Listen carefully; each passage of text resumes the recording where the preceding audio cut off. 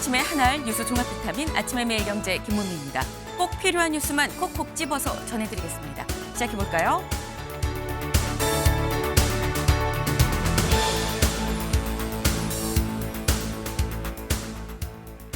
네, 오늘 일면 소식을 전해드리기 전에 조금 전 들어온 속보부터 좀 전해드리도록 하겠습니다. 북한이 장거리 전략순항 미사일 발사 훈련을 실시했다라는 소식입니다. 김정은 위원장이 이번에도 참관을 했다고 하는데 오늘 새벽 6시가 조금 넘어서 조선중앙통신에서 북한이 먼저 밝힌 내용이죠. 근데 오늘 발사한 게 아니고요.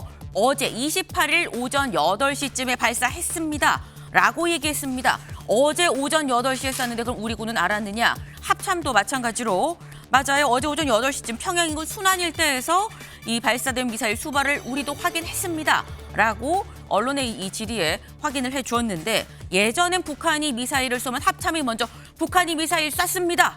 라고 공개를 하고 나중에 하루나 이틀 뒤에 북한이 조선중앙통신을 통해서 밝히는 상황이었었는데 지금 이런 상황은 북한이 먼저 쏘고 하루 지나 우리 쐈어 라고 얘기한 뒤에 합참이 확인을 해주는 형태가 이어지고 있죠. 이것도 대북 관련해서 좀 변화라면 변화라고 볼 수 있을 것 같습니다. 일면 들어가 볼까요? 매일경제입니다. 기획예산처 장관의 야당 이해운 깜짝 지명 어제 했습니다. 어제 이재명 대통령 초대 기획예산처 장관 후보자로 국민의힘 소속의 이해운 전 의원을 지명을 했습니다. KDI 출신의 경제통이죠. 경제 박사이기도 한데 국민의힘 그것도 보수정당 텃밭인 서초에서 3선을 한 의원이기도 합니다. 국민의힘 바로 배신자라면서 제명 조치를 어제 즉각 단행을 했는데 그럼 이제 어떻게 되는 거냐라는 거죠. 그 얘기를 잠시 뒤에 대담으로 좀 짚어봅니다. 다음 기사 볼까요? 중앙일보입니다. 한 달 만에 사과한 김범석 청문회엔 또 대타를 세운다고 한다. 라는 게 중앙일보 일면입니다. 어제 오후 1시가 좀 넘어서 쿠팡 김범석 의장이 갑작스럽게 사과문이에요 라고 사과문을 발표를 했습니다. 사과가 너무 늦어서 죄송합니다. 근데 정보 유출은 3,000명뿐이에요 라고 얘기를 했다라는 거죠. 그러면서 한 얘기, 근데 내일이랑 모레 있을 청문회엔 내가 또 일정이 있어 못 갈 것 같습니다 라고 밝혔습니다. 네. 대신 대타로 박대준 전 쿠팡 대표, 현 헤럴드로저스 대표가 참석할 예정이다라는 건데 안 올 거면 영영 오지 마라. 입국 금지 얘기까지 지금 나오고 있습니다. 이 얘기 잠시 뒤에 대담으로 좀 짚어봅니다. 다음 기사 볼까요? 한국일보입니다. 오늘 청와대 첫 출근, 집무실 앞 봉황기 개항입니다. 오늘 0시를 기준으로 이 삼청동 청와대에 봉황기가 걸렸습니다. 오늘부터 이재명 대통령 직접 이 한남동 관저에서 삼청동 청와대로 출근을 할 예정이다라는 건데 이 춘추관을 비롯한 일부는 지난주에 삼청동으로 옮겼지만 아직 관저는 완전히 이전하지 못한 보수 공사 중이라고 하죠. 그러다 보니까 아무래도 오늘부터 출퇴근으로 첫 출근을 좀 시작을 한다라는 요 얘기도 잠시 뒤에 살짝 좀 다뤄보도록 해보겠습니다. 다음 기사 볼까요? 경향입니다. 수출 내수 온도차 20년 만에 최대다라는 소식입니다. 공장에서 물건을 만들면 수출하는 것도 있고 내수용으로 빼는 것도 있죠. 그런데 국내 내수용과 수출용의 이 차이가 20년 만에 가장 많이 벌어졌다라는 겁니다. 여기 보겠습니다. 출하지수 116.2 대 92로 벌어졌다라는 건데 그래프를 좀 같이 볼까요? 2023년 3분기부터 해서 빨간색이 수출입니다. 수출은 107에서 쭉 가다가 116까지 올라갔어요. 국가데이터처의 통계인데 반면에 이 밑에 있는 파란색 그래프를 보면 97.2에서 94.4, 92로 쭉 내려갑니다. 이게 바로 내수용의 이 내수용 지수를 지금 얘기하는 건데 수출은 반도체를 딛고 지금 상당히 좀 많이 올라갔다. 다만 내수가 자꾸 떨어진다라는 거죠. 둘 다 떨어지는 것보다는 훨씬 나은 그래프인 것만은 맞긴 맞습니다만 내수가 자꾸 떨어진다는 거, 경기 침체가 아무래도 더 길게 장기화될 수 있다라는 얘기가 되는 거겠죠. 다음 기사 볼까요? 조선일보입니다. 서울 상승률 8.48%, 문정부 미친 집값을 넘어섰다라는 소식이에요. 서울의 아파트값 계속 지금 오르고 있는 상태입니다. 이 서울의 아파트값 무려 8.48%가 올랐다. 19년 만에 역대 최대 폭이다라는 건데 이 그래프를 좀 같이 보겠습니다. 서울 아파트 매매 가격 변동률입니다. 지금 보면 2016, 17, 18 오르다가 19, 20, 21 가다가 22년에 마이너스 7.7이죠. 22, 24 마이너스 24부터 플러스로 올라갔는데 그다음에 24, 25는 8.48%까지 변동률, 변동폭만 지금 따진 겁니다. 8.48%까지 올라갔었다. 문제는 이 추세면 앞으로도 더 올라갈 수도 있어 보인다라는 게 문제겠죠. 쉽지 않다라는 생각을 좀 해봅니다.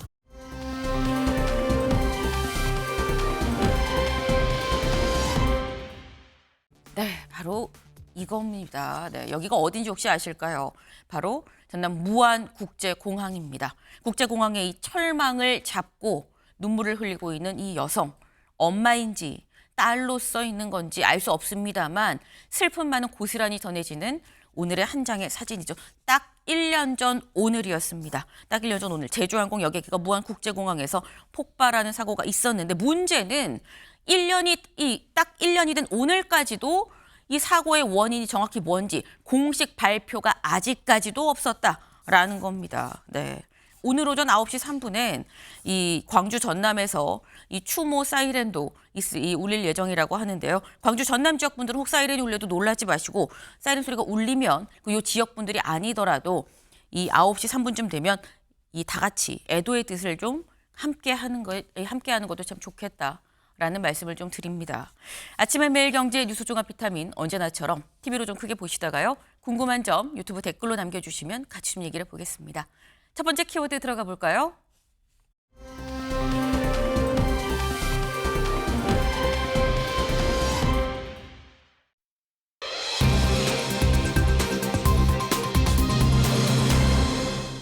다시 청와대 시대입니다. 네, 기사 같이 보시죠. 다시 열린 청와대 시대, 이 대통령 오늘 첫 출근할 예정이다라는 소식입니다. 오늘부터 지금 용산 대통령실이 아니라 삼청동 청와대에서 직접 이재명 대통령 직무를 볼 예정입니다. 다만 말씀드린 것처럼 관저는 아직 수리보수 중이어서 한남동에서 자고 한남동에서 차를 타고 삼청동으로 출근을 하는 형태가 될 텐데 그래서 기사 제목도 나와 있죠. 오늘 첫 출근이다라고 나와 있습니다. 대통령이 있는지 없는지를 알아보는 첫 번째 봉황기가 걸려 있냐 없냐인 거죠. 삼청동 청와대에 오늘 0시를 기점으로 봉황기가 걸렸는데 그 모습 잠깐 같이 보면서 좀 얘기를 해볼까요? 네, 바로 이 모습입니다. BGM으로 들어갔을까요?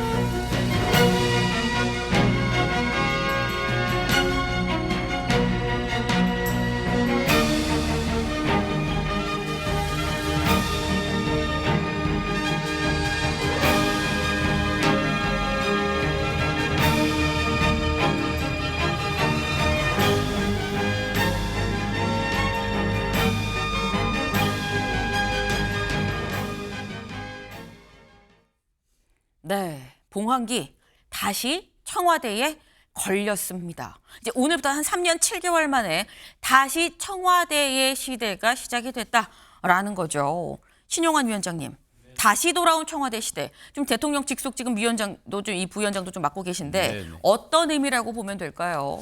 그야말로 영욕의 약 3년여 시간이었죠. 2022년 5월 10날, 3월 20날 전격적으로 광화문 시대를 열겠다고 했던 것에서 용산으로 이제 바꾸고 네.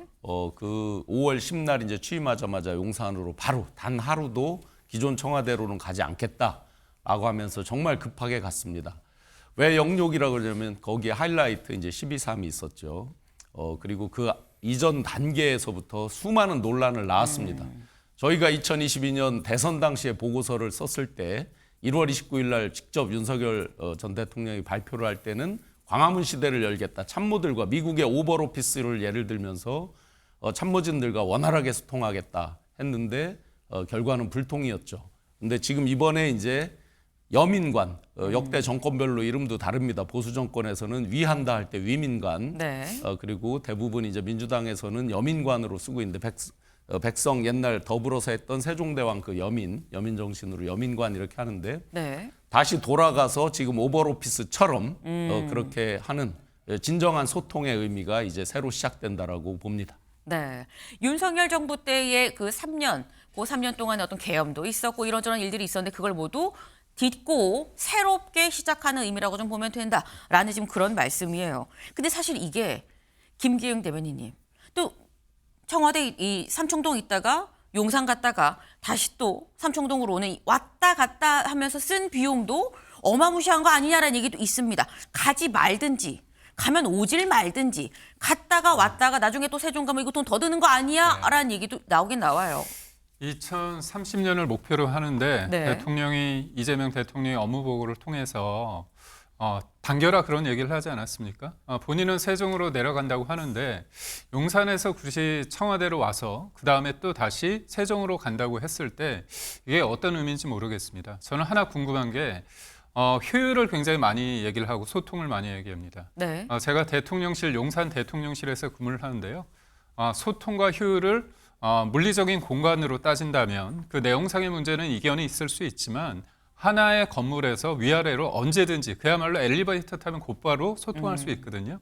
그렇다면 단순히 영역의 역사다 그렇게 말씀할 게 아니라 용산 대통령실이 소통을 하는데 뭐가 문제가 있는지 그에 대해서 구체적으로 좀 얘기를 하셨으면 좋겠어요. 근데 그거보다는 소위 말해서 계엄을 했고 계엄을 인해서 탄핵이 된 대통령이 있었던 그 곳이기 때문에 기분이 영 그렇다 그런 느낌을 좀 가질 수 있거든요. 그런데 옮기는데 앵커께서 말씀하신 것처럼 1,000억 가까운 돈이 들었습니다. 그러니까 공간이 의식을 지배한다는 얘기도 있지만 어딜 가든지 내가 국민과 가까이 한다면 대통령의 권위나 대통령의 이미지가 좋아질 겁니다. 그래서 공간을 옮긴다는 게 어떻게 보면 단절의 역사, 전 정부의 차별을 지나치게 의식한 것 같은데 실질적으로 어디에서 일하든지 소통을 하고 국민을 위하는 마음이 제일 중요하다고 보고요. 낮은 자세가 중요하고 저는 기자 시절에 이제 청와대 그 춘추관 쪽에 있었는데 네. 이게 지나치게 좀 권위적인 면이 있습니다. 그렇다면 대통령이든 아니면 주변의 참모들이 권위의식에 조금 물들지 않을까 하는 지적을 해봅니다.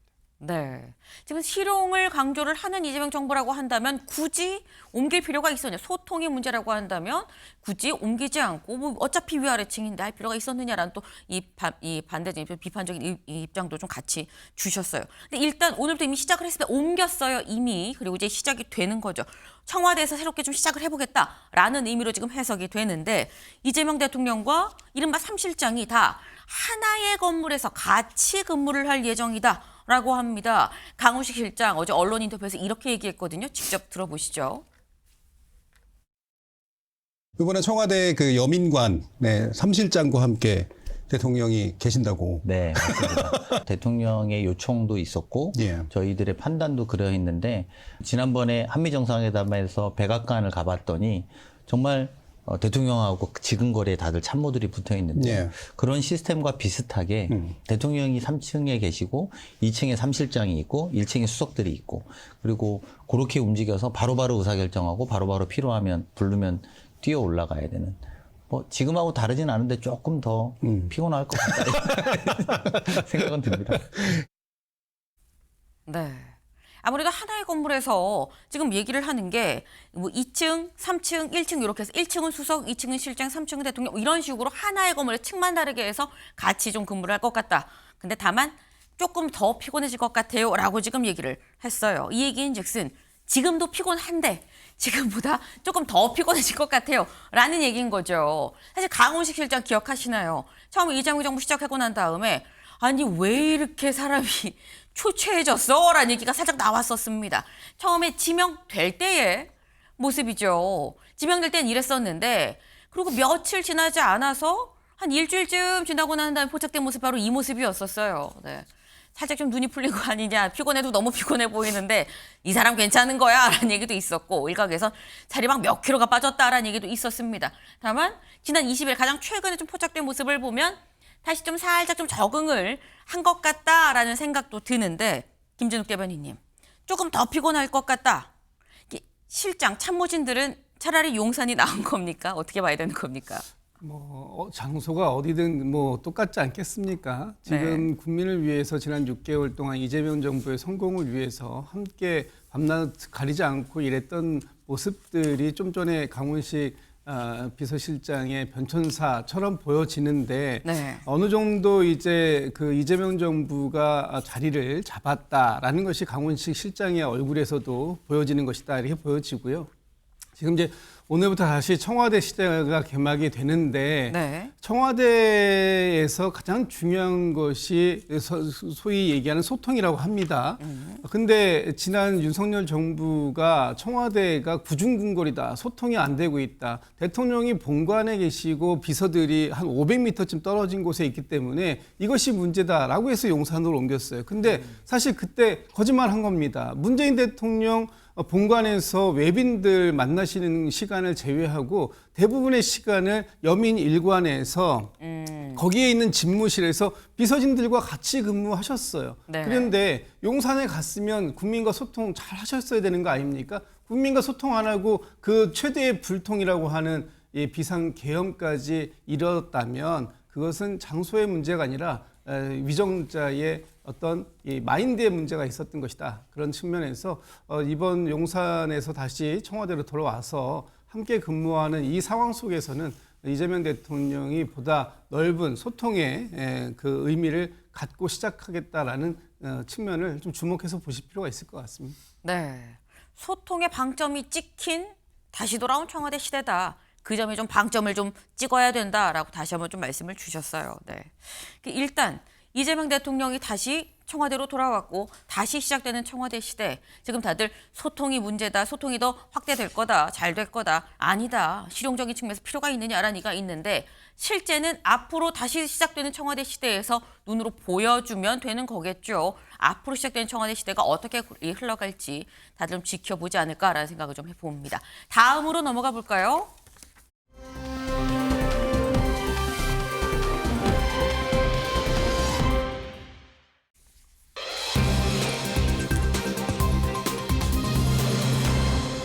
김중배의 다이아입니다. 김중배의 다이아.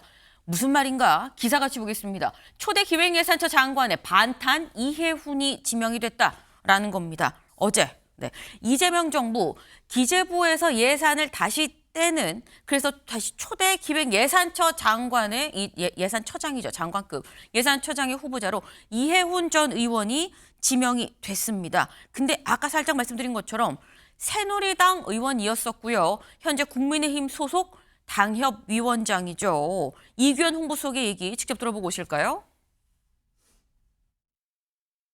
기획예산처 장관 후보자에 이해훈 전 의원을 지명했습니다. 이해훈 후보자는 국회 예산결산특별위원회 간사, KDI 연구위원 등을 역임한 정책과 실무에 능통한 분입니다. 야당 출신 쪽에 가까운 분들이 임명된 것들에 대해서 좀 궁금하실 텐데 대통령의 국정의 인사 철학이라는 게 기본적으로는 통합이라는 부분하고 실용인사라는 두 축이 있었습니다. 이런 어떤 인사 원칙을 이번에도 지켰다라고 볼 수가 있습니다. 알다시피 이분들이 경제 예산 분야에 누구보다도 전문가들로 꼽히는 분들이고요. 또 실무 능력 다 갖추신 분이라는 거 여러분들 알 겁니다. 네, KDI 출신의 경제학 박사. 사실 전문성 측면에서는 따로 토를 달 수 없는 그런 상황이죠. 근데 다만 여기에 뭐라고 얘기했느냐? 왜 야권 인물인지 궁금해하실 텐데요. 라면서 이규현 수석도 얘기를 하죠. 통합의 의미 차원에서 사실 이해훈 전 의원을 좀 지명을 하면 있다라는 취지로 지금 설명을 합니다. 그런데 문제는 국민의힘의 이 반응인 거죠. 국민의힘 같이 볼까요? 다음 기사. 국힘 사상 최악의 해당 행위다. 배신이다. 이해훈 전 의원 어제 즉각 제명 처리를 했습니다. 네. 지명 발표가 나오고 대략 한 3시간 만에 바로 보도자료가 나왔어요. 뭐라고 나왔느냐 보시죠. 당협위원장 신분으로 이재명 정부 국무위원 임명에 동의해서 부역하는 행위를 자처함으로써 지방선거를 불과 6개월 남기고 국민과 당원을 배신하는 사상 최악의 해당 행위를 했습니다. 라고 얘기를 하면서 내정 사실을 밝히지 않은 채 공직자 평가를 실시하는 등 정상적 판단을 할 수 있는 자라면 도저히 할 수 없는 행태로 당의 질서를 어지럽히고 당무 운영을 고의적으로 방해하여서 그래서 제명 처리하였습니다. 라고 밝혔다라는 거죠. 네. 김기영 위원님. 전화를, 그러니까 사실 최고위를 열어서 제명을 했는데 최고위를 모여서 연 게 아니라 그냥 안건으로 올리고 전화를 돌려서 동의합니까 해서 제명을 해요. 이런 식의 제명은 사실 처음이 아닌가라는 생각도 드는데 그만큼 내부 분위기가 좀 살벌했었던 것 같아요. 뭐 원칙적인 반응이라고 보고 있고요. 네. 무엇보다도 이분이 이제 당협위원장인데요. 지금 내년 지방선거 관련해서 서울시 당협위원장이기 때문에 서울시장에 대한 어떤 평가를 합니다.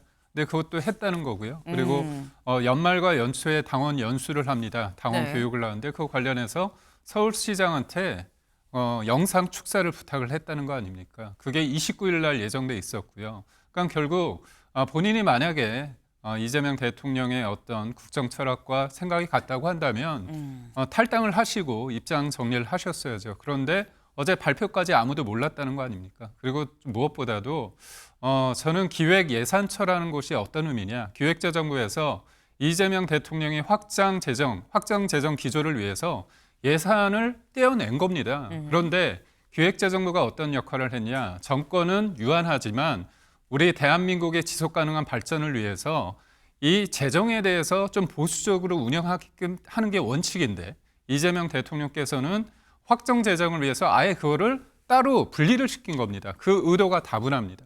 일종의 포퓰리즘 성격을 위해서 한 해만 이재명 정부 동안 5년 동안 110조 원의 국채를 발행합니다. 네. 그러니까 미래 세대의 몫을 가져와서 일종의 약탈이라고 저희는 규정을 하고 있는데 그런 포퓰리즘 성격에 대해서 기본소득에서 비판을 해왔던 사람이 자기의 생각과 반하는 기획예산처 장관으로 간다. 이건 개인의 어떻게 보면 소신과도 위배된다. 이런 지적을 할 수밖에 없습니다. 네. 지금 당내에서 상당히 좀 그런 얘기가 나오는 것, 이런 얘기가 나오고 좀 제명이 된 이런 상황 자체가 당연한 거다라고 지금 말씀을 하셨어요. 그동안 뭐 공직자 평가, 서울시장에 대한 평가도 하고 오세훈 시장한테 축사도 좀 부탁을 하고 이런 게 말이 되느냐라고 말씀하셨는데 어느 정도의 이 격앙 수준이냐라는 거죠. 중앙일보 기사 같이 볼까요? 김중배 다이아가 탐났나? 국힘 격앙했다. 김중배의 다이아가 탐났냐? 이거 지금 이술과 심순애에 나오는 이 제목인 거죠. 이 대사인 건데 60년대 나온 영화인데 하도 이 많이 좀 이 패러디가 좀 되다 보니까 이 얘기 누가 했느냐? 송원석 원내대표가 직접 했습니다. 내가 김중배의 다이아가 그렇게 탐났냐고라도 얘기하고 싶어요라고 송 원내대표가 직접 얘기를 했다라는 거죠. 근데 이런 상황이라고 하면 김준욱 대변인님 이렇게 제명되면서 김중배 다이아까지 얘기가 나오는 판에 이게 통합의 의미가 있나 싶습니다. 이렇게 대통령이 통합하자고 손을 내밀었는데 제명으로 화답한 경우를 저는 처음 봅니다. 이 인사가 잘된 인사인지 잘못된 인사인지는 앞으로 있을 청문회 과정을 통해서 이제 검증을 하면 될 일인데 왜 발표한 첫날 이렇게 격앙된 반응을 보인 것인가 국민의힘에서 이 부분에 대해서 좀 의아할 수밖에 없어요. 결국은 지금 국민의힘은 국민을 민생을 챙기는 국정에 협조할 생각이 단 1도 없다. 그렇기 때문에 국정에 협조하는 사람은 배신자이고 그런 배신자는 과감하게 당해서 잘라내야 된다라는 것이 바로 한 3시간 만에 나온 제명 처분 아닙니까? 지금 국민의힘이 정말로 민생 경제를 함께 논의하는 테이블에 나올 생각이 있는 것인가라는 것에 대해서 의문을 갖지 않을 수 없다. 이렇게 말씀 좀 드리고요. 국민의힘에서 이해운 지금 당협위원장, 전 의원, 장관 내정자에게 이렇게 격양된 모습을 보일 수밖에 없었던 이유가 지금의 국민의힘이 이재명 정부를 어떻게 바라보는가, 그리고 과거에 국정을 어떻게 바라봤는가를 단적으로 설명하는 것이다.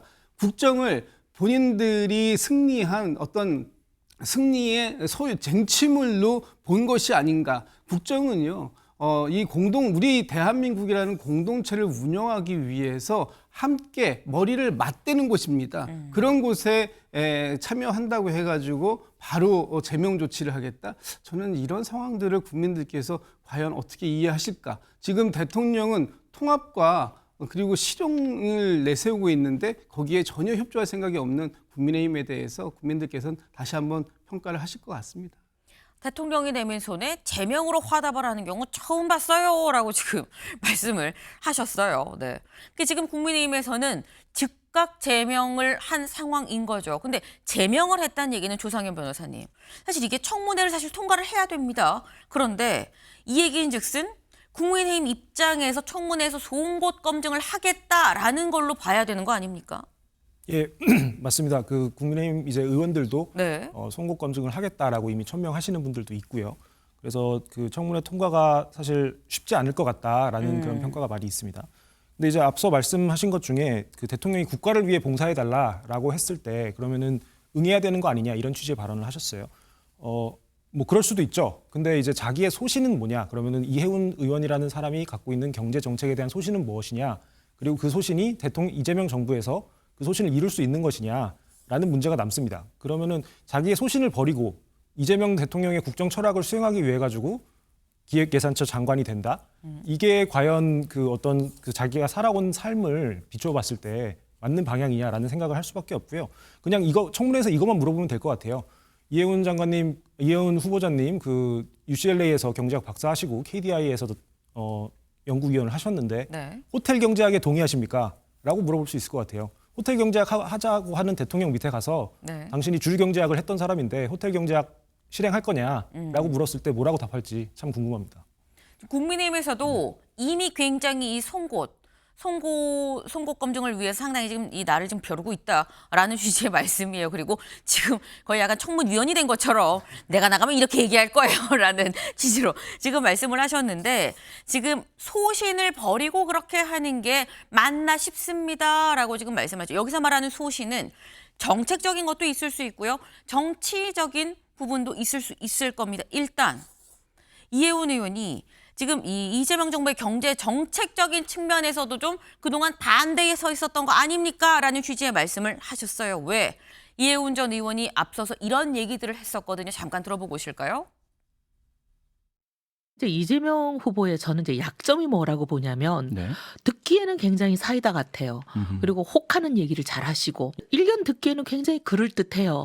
근데 이제 찬찬히 생각해보고 그러면 굉장히 걱정되는 면이 많은 얘기들이에요. 예. 과연 우리나라가 저렇게 가도 되나. 그리고 이게 국민의 삶과 대한민국의 미래를 생각하면 이거 굉장히 우려되는 점이 한두 가지가 아닌데 하는 그런 얘기들을 많이 하시는데 처음에 들고 나오신 이제 기본소득도 처음에 좀 그랬던 것 같아요. 그리스 국민이나 이런 국민들하고는 달리 우리 국민들은 대한민국의 미래에 대해서 더 걱정하시는 국민들 같아요. 그래서 오히려 그런 이재명 그 브랜드가 붙어 있는 그런 정책들보다는 좀 방향 전환을 하시는 게 저는 오히려 국민들 마음에 소구력이 더 있지 않을까. 네, 오늘 조선일보 1면입니다. 이 기본소득 때렸던 이해훈, 이재명 정부 예산 설계자로. 이게 신용환 위원장님. 그러니까 지금 이런 얘기예요. 본인이 때렸던 정책 본인이 잘 이어받아서 할 수 있겠어? 라는 얘기인 거거든요. 정치적으로 이제 이해운 의원이 기존에 이제 얘기했던 거를 본인이 감당하고 청문회에서 풀어내고 하는 것들은 이제 본인의 능력, 본인이 감당할 부분이고, 이재명 대통령의 이제 인사 철학 부분과 이런 부분에서 보면 본인의 정책에 대해서 예를 들어 저 같은 경우도 제가 대통령 직속 청년위원장을 하면서 성남시 기본소득, 청년 기본소득, 청년 기본수당 이런 부분에 대해서 정책적인 면의 장점, 단점에 대해서 강력히 비판을 한 적이 있습니다. 네. 마찬가지로 정책에 대한 것은 항상 이제 명과 암이 있기 때문에 그 작용, 반작용, 또 부작용 이런 부분에 대해서 얼마든지 비판할 수 있다고 봅니다. 그거에 대한 포용성인데 보통 권력을 쥐면 세게 쥐고 놓고 싶어 하지 않습니다. 그러니까 기존의 해전문 인사다, 뭐 윤핵관들 중심의 어떤 인사다 이런 비판들이 많이 나오게 됐던 것이죠. 네. 그럼 정치적인 부분은 또 판단을 변론으로 하더라도 정책적으로 반대편에 있던 사람까지도 다 포용하면서 같은 정책의 방향성을 새로운 시각에서 도모한다. 저 역시 마찬가지입니다. 기존에 비판했던 정책이 많습니다. 그것을 새롭게 미래지향적으로 어떻게 승화하느냐, 소화하느냐 이런 부분으로 실용 코드로 이해해 주시면 정확할 것 같습니다. 그럼 추가적으로 이렇게 좀 여쭤볼 수 있을 것 같아요.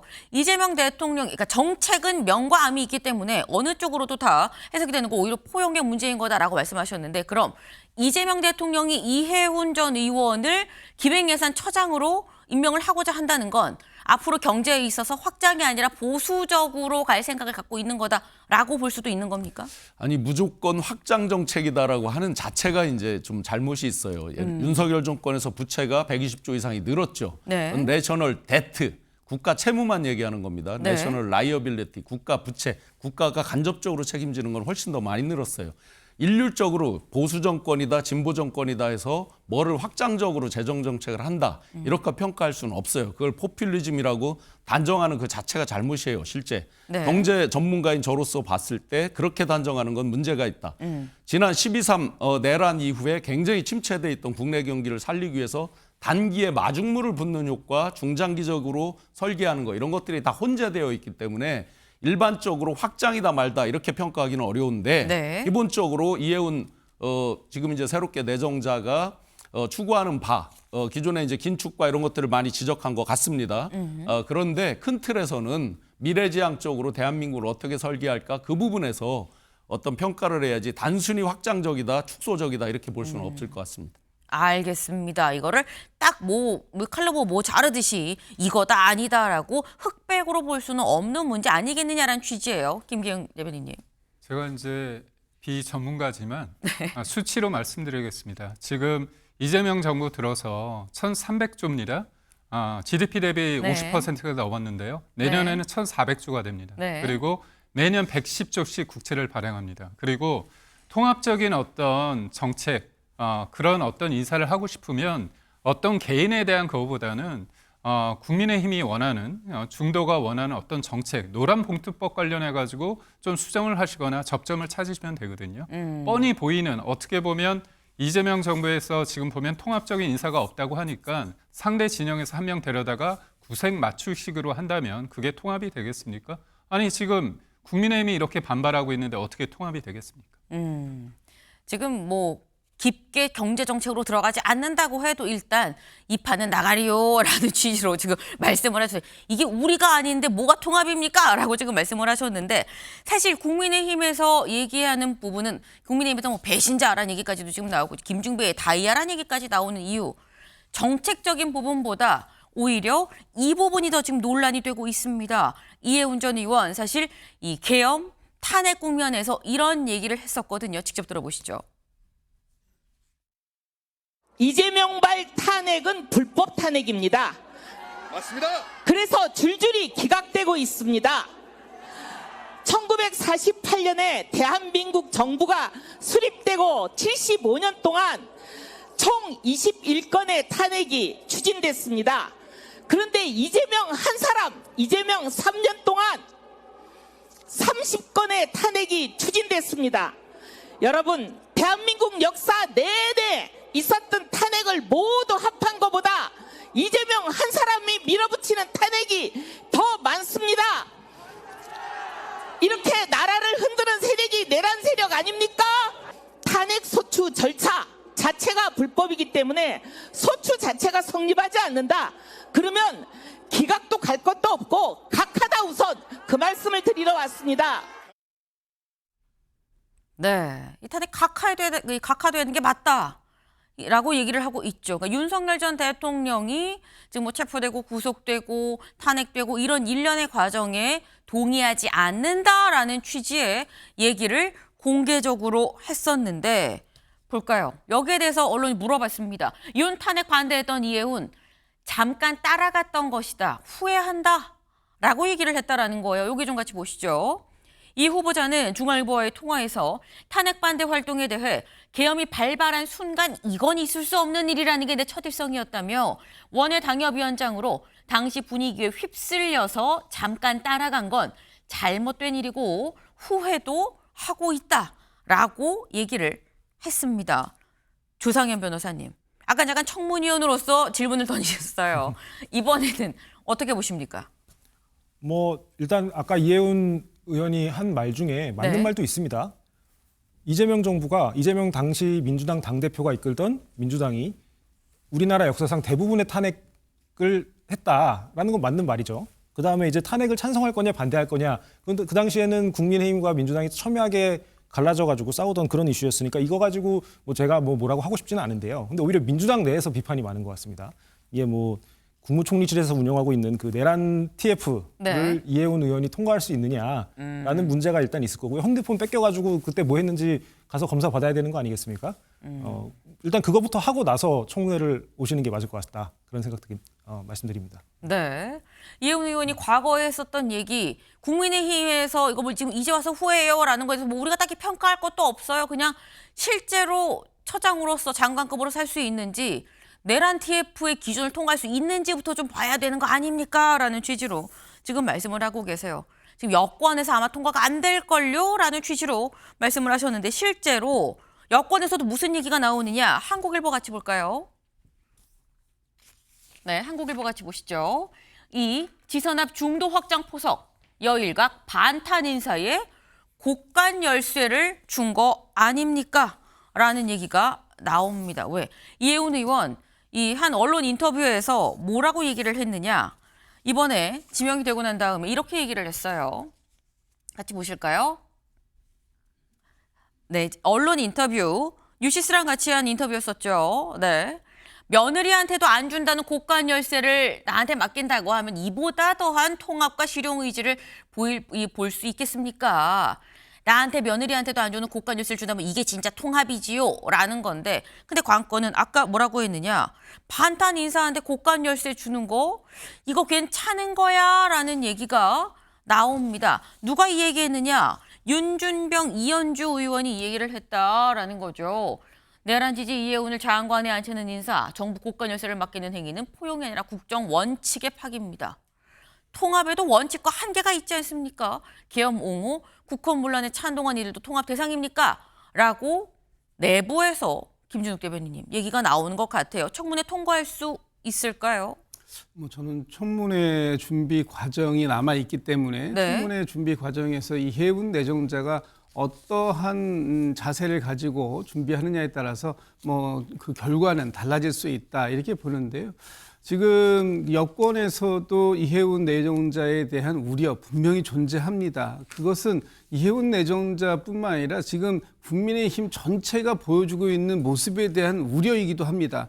12.3 비상계엄 내란 사태에 대해서 여전히 반성하거나 어떤 사과 같은 걸 하지 않고 있는 국민의힘, 그것보다는 지금 이해운 내정자처럼 저렇게 과거에 대해서 반성하는 모습, 그것이 더 우리가 지금 이 시점에 필요한 모습 아닐까라고 보는 분들도 있거든요. 그래서 지금 앞으로 이 인사청문회를 준비하는 과정 속에서 이해운 내정자가 뭐 12.3 비상계엄 내란 사태와 관련된 본인의 입장을 어떻게 정리해서 발표할 것인지, 또 이재명 정부의 어떤 국정 철학을 담보하기 위한 재정 정책을 어떻게 가져갈 것인지 하는 부분들에 대해서 국민들께 또는 여권, 야권에 있는 이 국회의원들에게 어떻게 본인을 어필해 낼 것인가 하는 거에 따라서 이해운 내정자의 어떤 이 장관 임명 결과는 달라질 수 있겠다라는 생각이 들지만, 지금 현재 이 시점에서 이재명 대통령이 왜 이해운 내정자를 지명했는가 하는 부분에 대해서 그 부분 의미는 분명히 짚고 갈 부분이 있다. 이해운 내정자를 통해서 국정을 통합적으로 운영하고 또 그리고 국민의힘에서 우려하는 것 같은 국정의 특히 이 예산과 관련된 부분에 대한 부분을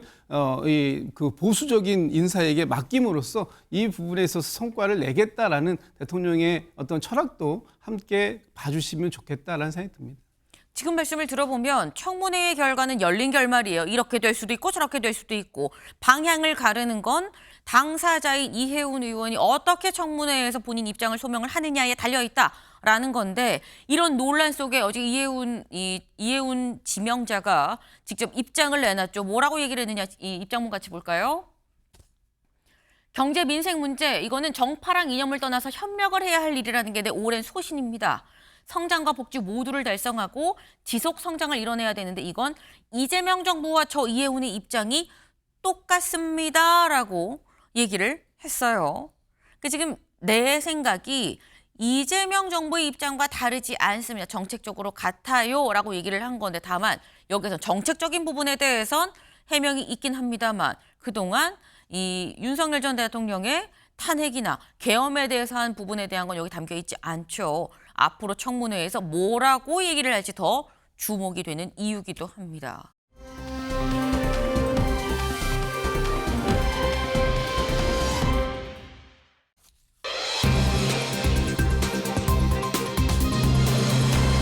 오늘 최고위 참석 누굴 얘기하는 건지 같이 보실까요? 바로 김병기 민주당 원내대표입니다. 오늘 월요일 오전 9시 30분에 지금 이 최고위가 예정이 돼 있습니다. 오늘은 또 12월 29일이라 무안에 내려가서 오늘 이 무안국제공항 참사가 있었던 날이죠. 그래서 현장에 직접 현장 최고위를 연다라고 했는데 김병기 원내대표가 과연 갈 거냐? 원내대표인데 안 가 생각할 수 있습니다만 최근에 갖가지 논란이 있었죠. 1.1 논란. 네. 그러다 보니까 갈 수 있겠어? 더불어서 정청래 대표가 며칠 전에 이렇게 얘기했었습니다. 잠깐 들어보고 오시죠. 김병기 원내대표께서 저에게 전화를 하셨고 국민과 당원들께 송구하다는 취지로 그리고 또 저에게도 송구하다는 취지로 말씀을 하셨습니다. 저도 이 사태에 대해서 매우 심각하게 지켜보고 있습니다. 당 대표로서 이런 일이 발생한 것에 대하여 국민 여러분들께 정말 죄송하고 송구스럽습니다. 며칠 후에 원내대표께서 정리된 입장을 발표한다고 하니 저는 그때까지 지켜보겠습니다. 네, 정청래 대표가 매우 심각하게 지켜보고 있다라고 얘기를 했죠. 이런 가운데 열리는 오늘 최고위, 김준욱 대변인님, 오늘 김병기 원내대표 최고위 옵니까? 저는 참석하실 거라고 봅니다. 네. 만약에 오늘 불참하시게 되면 바로 거취를 고민하는 걸로 언론들이 해석을 할 가능성이 크죠. 그렇기 때문에 오늘 참석을 하셔서 아마도 비공개 최고위원회에서 최고위원들께 본인의 입장에 대한 뭐 소명의 시간을 좀 갖는 그런 시간이 있지 않을까라는 생각이 드는데 지금 지난주 금요일 날 그 정청래 대표께서 깊은 우려를 좀 표시하셨고 또 그리고 언론 보도에 의하면 내일쯤 김병기 원내대표가 본인의 관련된 입장을 표명할 것이다 이렇게 지금 나오고 있어요. 그렇다면 오늘 이 최고위원회가 사실상 당 지도부에게 본인의 입장을 설명할 수 있는 마지막 시간이 될지도 모르는 상황이기 때문에 아마 저는 참석하실 것이라고 보고 있습니다. 네. 아마도 오늘 참석을 안 하면 즉각적으로 사퇴인가라는 얘기가 나오지 않겠냐라는 말씀이에요. 근데 말씀처럼 김병기 원내대표의 지금 입장은 지금 언론을 통해서 나오는 입장은 그래요. 사퇴는 이 사실선대 없다라고 지금 얘기를 하고 있습니다. 사퇴하지 않는다는 입장엔 변화가 없다. 사퇴 안 할 거예요라고 언론과 동아일보뿐만 아니라 여러 이 언론에 대해선 얘기를 하고 있다라는 거죠. 그러면서 나오는 얘기가 아마도 내일 12월 30일에 기자회견을 할 거다라는 얘기가 같이 나오고 있습니다. 근데 그럼 여기서 드는 의문이 이런 거죠. 신용환 위원장님.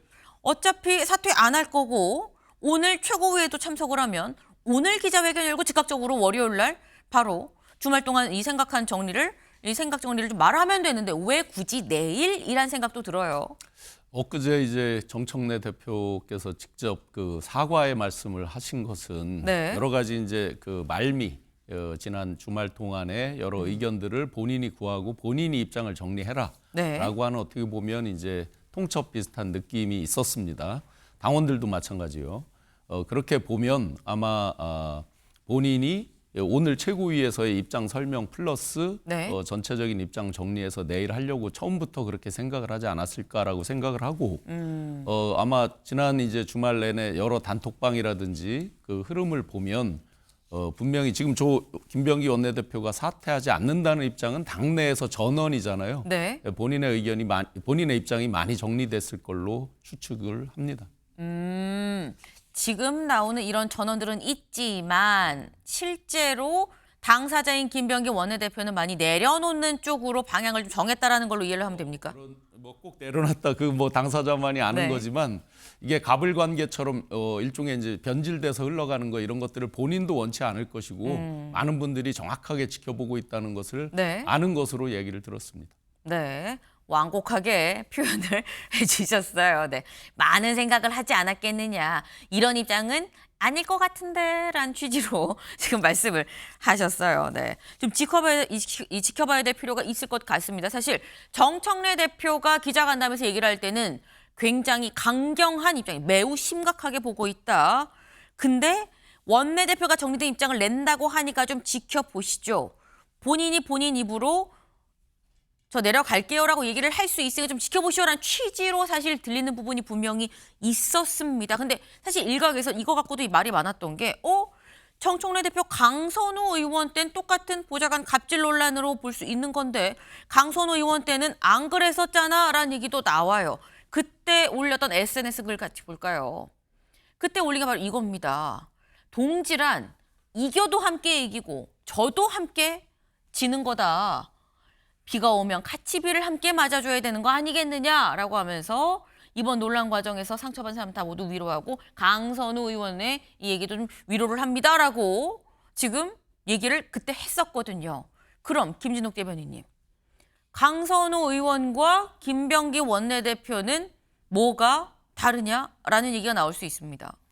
제가 느끼기에는 강선우 의원하고 지금 김병기 원내대표는 어떤 차이가 정말 큰 것 같아요. 왜냐하면 김병기 원내대표는 한 170여 분 되는 민주당 집권 여당의 원내대표직을 맡고 있지 않습니까?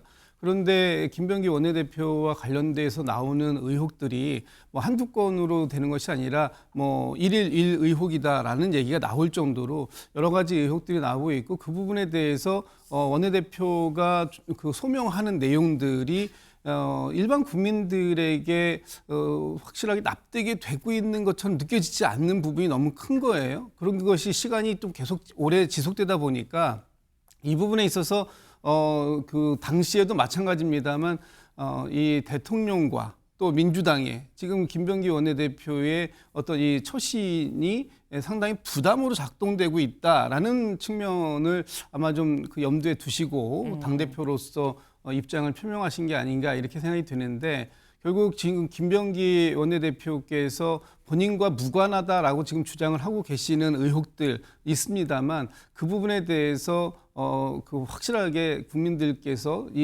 그 납득할 만한 설명이 좀 아직까지는 좀 부족하다 이렇게 느끼는 게 지금 당내의 전체적인 기류가 아닌가 싶습니다.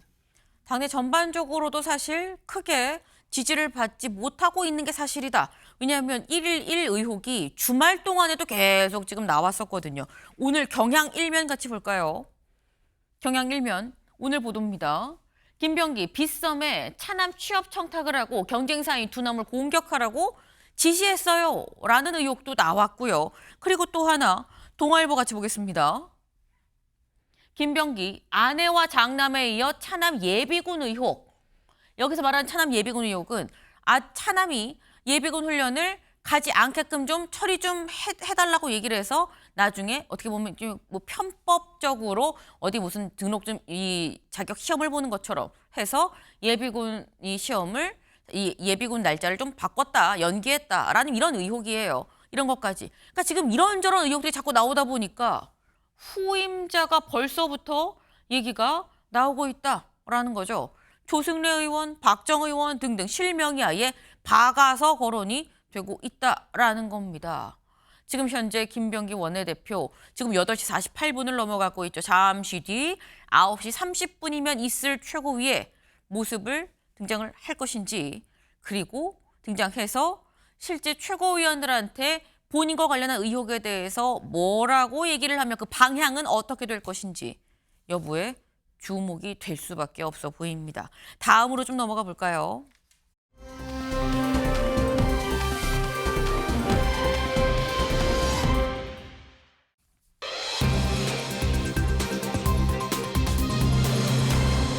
미안하다, 못 간다. 네, 미안하다, 사랑하다가 아니에요. 미안하다, 못 간다. 어딜 못 가냐? 보시죠. 한 달 만에 뒷북사 가문 김범석 청문회 또 패싱을 했다라는 겁니다. 네. 김범석 의장 어제 갑자기 오후 1시가 좀 넘어서 사과문이 툭 하고 이 언론에 이 공개가 됐어요. 그 사과문 내용이 대체 뭐냐라는 거죠. 내용 같이 보시죠. 쿠팡의 창업자이자 의장으로 전체 임직원을 대표해서 진심으로 사과를 드립니다. 무엇보다 제 사과가 늦었습니다. 죄송합니다. 라고 얘기를 했어요. 그러면서 쿠팡은 조사 초기부터 정부랑 전면적으로 협력을 해왔습니다. 많은 오정보가 확산하는 상황에서도 정부의 기밀 유지 요청을 엄격히 준수했습니다. 라고 얘기했습니다. 그러면서 고객 여러분의 신뢰와 기대가 쿠팡이 존재하는 이유예요. 이번 사건을 계기로 더 많이 철저하게 쇄신하고 세계 최고의 고객 경험을 만들기 위해 도전을 멈추지 않겠습니다. 라고 얘기를 했습니다. 네. 일단 처음 시작 자체가 첫 번째 장 같이 볼까요? 이렇게 시작을 해요. 쿠팡의 창업자이자 이사회 의장으로서 쿠팡의 전체 임직원을 대표해서 진심으로 사과를 드립니다. 그동안 이 문제는 한국 법인의 문제예요 라고 얘기를 했던 게 쿠팡의 기본 입장이었는데 이제서야 제가 창업자이자 의장으로서 대표해서 사과를 드린다라고 얘기를 했어요. 근데 관건은 조상현 변호사님, 한 달 만에 갑자기 이 시점에 라는 생각이 드는 거죠. 네, 맞습니다. 이제 우리가 저분 이름이 이제 김범석이라서 네. 한국인으로 생각하는데 이제 미국인이지 않습니까? 그래서 7살 때 미국으로 갔다 그래요. 그러니까 이 미국적 사고를 아마 하고 있을 겁니다. 그래서 나는 미국 본사의 그 이사회 의장인데 네. 한국에서 일어난 일에 대해서 왜 나한테 뭐라 하느냐, 아주 법적으로 형식적인 그런 사고를 하고 있을 수 있다라고 생각을 해요. 예를 들면 이런 거죠. 한국에서 뭐 테슬라가 어떤 문제가 생겼어요. 네. 그렇다고 국회에서 뭐 일론 머스크한테 오라 그러면 가야 되냐, 뭐 이런 생각을 아마 하고 있을 것 같아요. 근데 이게 기업인들은 되게 실용적인 생각을 하는 사람들이기 때문에 내가 여기서 응하지 않으면은 회사에 엄청난 불이익이 있을 것 같다. 회사가 망할 수도 있다라는 생각을 하면은 그래도 응하게 되어 있습니다. 그런데 김범석 의장은 아직 그 정도까지 이 압박감을 느끼지 않는 것이죠. 그 이유는 저는 이 막강한 대관 조직을 꾸렸기 때문이라고 생각해요. 쿠팡은 뭐 대관 조직 이렇게 잘 하는 걸로 유명하지 않습니까? 몇 달 전에 나온 보도를 보면은 정청래 민주당 대표의 보좌관 그리고 조국 혁신당 대표의 비서실장을 지냈던 인물들이 다 지금 쿠팡에 가 있다는 거예요. 얼마나 든든하지 않을까요? 이 사람들 입장에서는. 어떤 뭐 민주당이 아무리 뭐라 해도 우리는 다 이겨낼 수 있다라는 그런 신뢰가 있기 때문에 이렇게 한 달 동안 뭉개고 이렇게 청문회도 안 나가겠다 이렇게 말할 수 있는 게 아닌가 그렇게 보여집니다. 네. 믿는 구석이 있으니까 또 그러는 거 아니겠느냐. 그러니까 한 달 동안 눈치를 보다가 이거 도저히 안 하고 못 넘어가겠는데 라는 생각이 드니까 이제서야 사과를 한 것 같다라는 말씀이에요. 근데 아까 이 사과문에 두 번째 장 좀 같이 볼까요?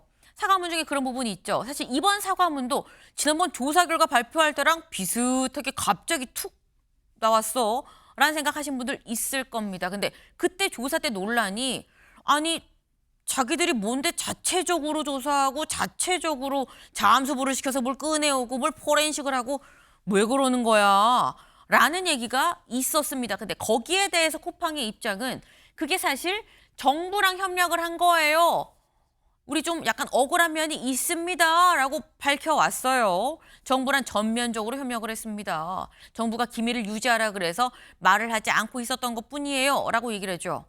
관련해서 저희 MBN의 단독 보도였었죠. 아니 민관 합동조사단도 모르고 경찰도 모르는데 대체 여기서 정부가 누구냐 알고 보니 국정원이었더라라는 겁니다. 그럼 국정원은 경찰과 이 민관 합동조사단에 왜 얘기를 안 했느냐라는 문제도 있는데 쿠팡 입장에서는 약간 억울할 수 있는 부분이기도 해요. 그러니까 우리 그랬어요 라면 살짝 사과문에 녹여서 우리 사실 전적으로 전폭적으로 협조했습니다 라는 얘기도 했다라는 거죠. 근데 하지만 그러면서도 하는 얘기가 정말 미안합니다. 정부에 협조하고 있어요. 근데 30일이랑 31일랑 있을 청문회는 못 나가요 라는 겁니다. 저희 키워드 미안하다 못 나간다죠. 청문회는 못 나간다 라고 불출석 사유서를 또 제출을 했다라는 거죠. 사유서 같이 볼까요? 최민희 의원이 지금 과방위원장이죠. 청문회를 해야 될 이 과방위에서 이 관련해서 최민희 의원이 SNS에 직접 이거 올렸습니다. 용납 못합니다 라고 얘기를 하면서 있는 그대로 원본을 올렸어요. 김범석 의장, 네. 제가 증인으로 출석하지 못하게 됐어요. 왜냐하면 지금 30일, 31일에 예정된 일정이 있거든요. 라는 거예요. 여기 예정된 일정이 있어요. 부득이하게 갈 수가 없네요. 라고 얘기를 했습니다. 김유석, 지금 김범석 의장의 동생이죠. 동생입니다. 그리고 현재 이 헤드 오브 글로벌 오퍼레이셔널 엑설런스로 이 직위도 있어요. 지금 현재 쿠팡 내에서. 근데 여기도 나와라 그랬더니 제가 지금 업무 해외 체류 중이라 못 나가요. 라고 불출석 사유서를 제출을 했습니다. 그래서 그럼 전 대표, 강한승 전 대표 나오세요. 라고 했는데 여기도 저도 못 나가요. 왜냐하면 나는 지인직에 25년 5월 말에 대표이사직을 사임했거든요. 미국에 있습니다, 지금. 그래서 못 나갑니다. 라고 얘기를 하고 있다라는 거죠. 네. 이게 김범석 의장이 김기영 대변인님. 지금 현재 30일, 31일 이틀 동안 있는 청문회에 못 나가는데 사과문을 내면 이게 용인이 될 거다라고 생각을 한 거냐라는 거예요. 뭐 용인이 될 거라고 생각한 건 아닌 것 같고요. 제가 볼 땐 국민적인 어떤 분노를 알 텐데 네. 자기 입장은 근거를 만들어 놓는 거죠. 이런 형식적인 논리라도 만들어 놓는데 이 김범석 의장한테 가장 무서운 게 뭘까 생각해 보면 네. 제가 볼 때는 소송일 것 같습니다. 미국에 있는 주주들의 소송 그리고 소비자 소송인데 왜 25일 날 쿠팡이 발표를 하고 또 어제 이렇게 이례적으로 사과 아닌 사과문, 입장문을 냈나 보면 나는 할 만큼 했다. 그리고 한국 정부의 어떤 요청, 협력 이거 내가 충분히 했다. 근데 우리가 알아보니까 3,300만 명이 아니라 3,000명 정도다. 이런 식으로 딱 자기가 가이드라인을 치고 그렇기 때문에 우리는 최선을 다했다. 25일 날 어떻습니까? 주가가 6% 넘게 다시 반등을 하지 않았습니까? 네. 그렇다면 우리가 알려진 것보다 우리의 어떻게 보면 유출, 개인정보는 제한적이다. 그리고 우리는 충분히 이후에 AS를 충분히 한국 정부와 하고 있다. 그러니까 저는 어제 이 입장문이 미국 주주들에 대한 어떤 호소문 성격이 좀 크다고 봅니다. 그래서 앞으로 있을 법적 다툼에 있어서 유리하게 끌고 가고자 하는 전략이 있고요. 한국 정부에 대해서는 일종의 이제 바지 사장이라고 할 수 있는 분이 있지 않습니까? 그분에 대해서 다시 나올 수 있게끔 일종의 가름만을 타지 않았나 그런 생각을 해봅니다. 결국 이게 사과문은 사과문인데 우리한테 하는 사과가 아니라 미국 주주들 보라고 올린 사과 아니겠느냐라는 얘기예요. 근데 관련해서 이런 얘기가 나옵니다. 아까 이 최민희 위원장이 이거 용납하지 않겠다라는 취지로 이 불출석 사유서랑 같이 SNS에 글을 올렸다고 그랬죠. 김현정 의원이 어제 이런 얘기를 했어요. 직접 들어보시죠. 오늘 그 입장문을 발표를 했는데 이건 뭐 사과문이 아니라 그냥 변명문에 불과하다. 대한민국 국민에게 사과하려면 국회 연석청문회에 출석해서 거기서 하는 게 최소한의 도리 아닙니까? 근데 자기의 모국 땅인 미국에서 그 변명문 같은 사과문 하나 내놓고 퉁치자는 그런 것은 오히려 우리 국민들에 대한 분노만 더할 뿐이다. 이 김범석 의장도 검은머리 외국인이잖아요. 외국인들이 국내의 경제라든지 사회에 해악을 끼칠 우려가 있다고 했을 때에는 입국 금지 조치를 할 수가 있어요. 유승준 가수 아시죠? 지금도 못 들어오고 있잖아요. 비슷한 맥락이거든요. 네. 지금 입국 금지 얘기까지 지금 나왔어요. 유승준 사례 있잖아요. 유승준 씨처럼 입국 금지할 수도 있어요. 라는 건데 김진욱 대변인님. 이거 현실 가능성이 있는 거냐라는 생각도 들고 한편으론 입국 금지하면 또 김범석 의장이 또 땡큐 하는 거 아니야라는 생각이 들기도 하고요. 김범석 의장이 앞으로 어떻게 처신하느냐에 따라서 저것이 현실로 이루어질 가능성 있다고 봅니다.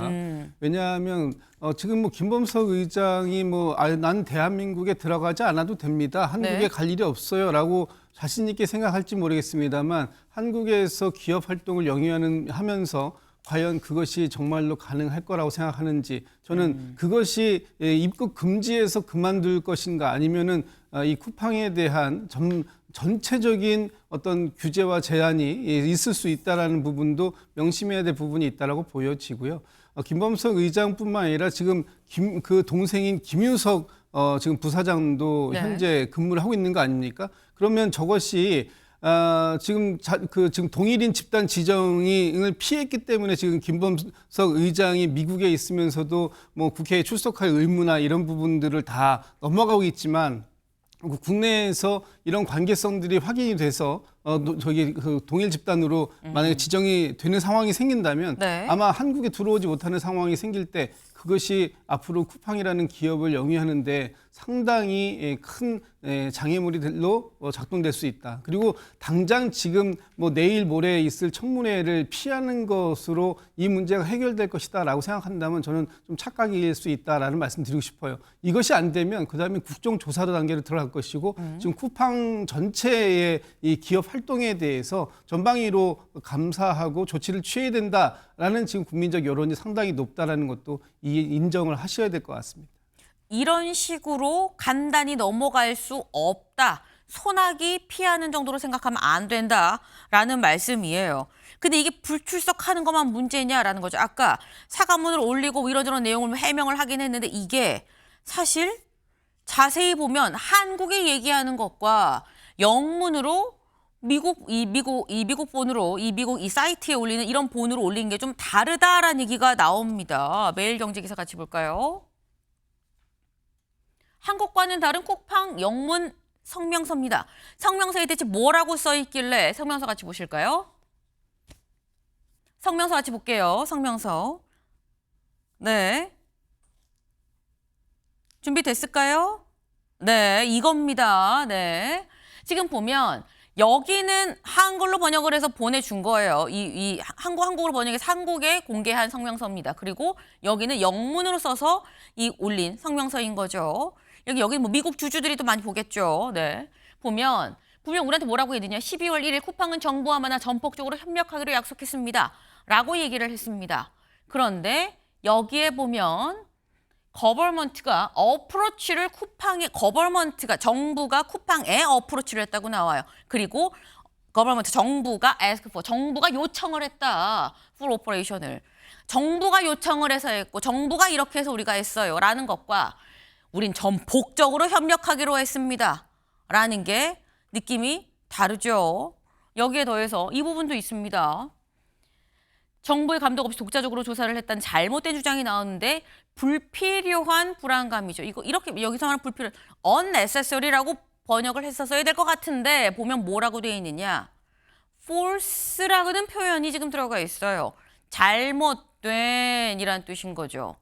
잘못된 비난, 이 잘못된 오해가 지금 있다라는 이 잘못된 이 의구심이 있다, 불안감이 있다라는 얘기가 되는 거예요. 네. 이 관련해서 지금 보면 이 불필요한과 잘못된이 완전히 다르다라는 건데 근데 이것만 다르냐라는 거예요. 지금 보면 이 의도 자체가 신용환 위원님 의도적으로 처음부터 이거를 릴리즈 할 때부터 이 자료를 배포를 할 때부터 의도적으로 이거는 가려야지라고 생각하고 작심한 거 아니냐라는 의심이 드는 대목인 거거든요. 네, 누가 봐도 그렇게 보여집니다. 네. 12.3 내란 이후에 갈라졌던 대한민국 국론을 김범석 회장이 묘하게 통합을 하는 측면이 있네요. 네. 이 성명서든 그 오너의 사과든 타이밍과 진정성인데 타이밍은 이미 다 놓쳤습니다. 그러니까 망가진 거죠, 타이밍적으로. 그러면 진정성이라도 있어야 되는데 이 진정성에 있어서 우리 국민들의 자존심을 건드리고 있습니다. 그러면 이 자존심은 뭘로 표출되느냐면 온라인 플랫폼 기업에 대해서는 그 소비에 대해서 금방 이탈할 수 있으면 탈팡. 이게 지금 탈팡을 안 한다고 방심하는 측면도 분명히 있을 텐데 네. 점점 국민들의 국가적 자존심, 국민적 자존심을 건드리는 측면까지 가 있어서 요게 조금만 더 지나치게 간다 그러면 분명히 온라인 플랫폼 소비자들이 빠져나갈 것으로 그 어떤 법적인 조치나 금융치료보다 소비자를 잃는 그 치명적 타격을 입을 거라고 봅니다. 네. 지금 말씀하시는 중에 이해운 지금 지명자가 지금 현재 출근길인가요? 지금 언론의 입장에 지금 대답을 하고 있습니다. 직접 좀 들어보시죠. 그런 방식이 필요하다고 봅니다. 그래서 국민의 세금이 미래를 위한 투자가 되게 하고 그 투자는 또다시 국민의 삶을 풍요롭게 하는 이런 전략적 선순환을 기획예산처가 만들어내겠습니다. 더 멀리 보는, 미래를 길게 보는 기획예산처, 그리고 기동력 있는 민첩한 기획예산처, 그리고 권한은 나누고 참여는 더 늘리는 기획예산처, 그리고 그 운영 과정을 국민 앞에 투명하게 공개하는 기획예산처로 거듭나겠습니다. 저희들 모두 혼신의 힘을 다해서 이 목표를 향해 매진하겠습니다. 감사합니다.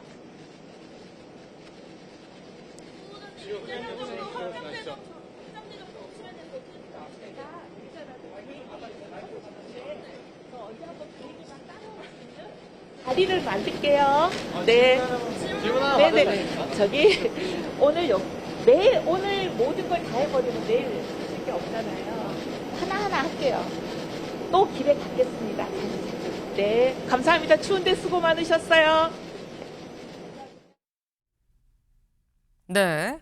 지금 이해운 후보자가 지금 광화문 지금 사무실로 출근을 하는 모습을 저희가 직접 라이브로 연결을 해서 지금 보여드렸어요. 사실 앞부분에 뭐라고 얘기했는지 잘 모르겠는데 기자들이 뭔가 지금 진짜 중요한 건 기자들의 질문에 대해서 뭐라고 얘기를 하느냐일 텐데 기자들의 질문이 추측컨대 아까 저희가 얘기한 정책적인 측면 그리고 기존 본인 정치적인 소신 측면 이 두 가지를 물어보지 않았을까라는 생각을 하는데 이따가 얘기할게요. 나 다시 자리 마련할게요. 라고 지금 얘기를 하고 있습니다. 근데 이런 상황을 봤을 때 이거 자체는 김기영 대변인님 사실 저희는 이건 사실 이해운 전 후보 입장에서는 좀 타격이 있을 수 있는 비판의 목소리일 거라고 생각을 했는데 이미 예측을 했었던 걸까요? 생각보다 이미 좀 대비를 좀 뭔가 하고 있는 듯한 생각도 들어요. 네, 앞부분은 제가 못 들었는데 기자 질문이 그거였습니다. 확장 재정 관련해가지고 네. 관련 등을 물은 것 같아요. 왜냐하면 이해운 후보자와의 기존의 입장과 다른 거 아닙니까? 그러니까 가장 궁금한 건 보수 정부 같은 경우는 미래 세대의 몫을 위해서 우리가 최대한 건전 재정 아껴서 쓰자는 겁니다. 그런데 이재명 정부는 미래 세대의 몫까지 가져와서 우리가 세금을 많이 해서 이걸 가지고 미래의 어떤 전략적 선순환, 투자를 통해서 전략적 선순환을 하자는 거거든요. 그런데 이거에 대해서 자신의 상황과 그다음에 이재명 정부의 철학과 맞지 않다는 걸 기자들이 질문했는데 뭐라고 얘기하냐면 또 하겠다 나중에. 그러니까 가장 본질적인 건 피하겠습니다. 그러니까 기자회견이라는 거 입장이라는 거는 본인의 입장만 쏟아내고 가는 게 아니라 네. 그 현장에 있는 기자들이 국민들의 어떤 질문을 대신하는 거거든요. 그렇다면 가장 본질적인 건 흐려버리고 갔다면 본인이 왜 그 자리에 있어야 되는 원칙에 대해서 얘기를 못했다는 거고요. 차라리 그 얘기를 했으면 전 납득이 될 것 같습니다. 지금의 확장 재정에 대해서 네. 나의 보수적인 인사를 통해서 뭔가 균형감을 찾으려고 했다. 나는 거기에 동의한다. 그렇다면 내가 보수 인사로서 지금 이재명 정부의 어떤 접점을 찾기 위해서 내가 이 자리에 간다. 그렇다면 네. 뭐라고 할 수 없겠죠. 근데 얘기를 들어보니까 세금, 투자를 통해 가지고 미래의 어떤 전략적 선순환을 한다는 건 이재명 정부의 철학일 뿐입니다. 그렇다면 이재명 정부의 철학을 그냥 앵무새처럼 되풀이한다면 왜 보수 인사가 거기 가는지에 대해서 이재명 정부의 인사 철학과 맞지 않다. 이렇게. 네. 일단 오늘 출근길에는 나중에 얘기할게요. 오늘 다 얘기할 수 없잖아요. 라고 하고 들어갔는데 아마도 기자의 입장에선 오늘 못 들은 질문 오늘 퇴근길에 또 물어볼 거고요. 내일 출근길에 또 물어볼 겁니다. 여기에 대해서 이해운 전 의원이 이해운 이 후보자가 뭐라고 답을 할지 언제쯤 본인 생각을 오픈을 할지 주목이 되네요. 저희가 준비한 소식 오늘 여기까지입니다. 오늘은 사실 이 김건희 특검이 마무리하는 그런 날이기도 하죠. 지금 180일간의 김건희 특검이 오늘 마무리가 됩니다. 잠시 뒤에 민중기 특검이 직접 또 발표를 한다고 하니까 그 점도 좀 챙겨보실 법하다라는 말씀 좀 같이 드려요. 오늘도 좋은 하루 보내세요.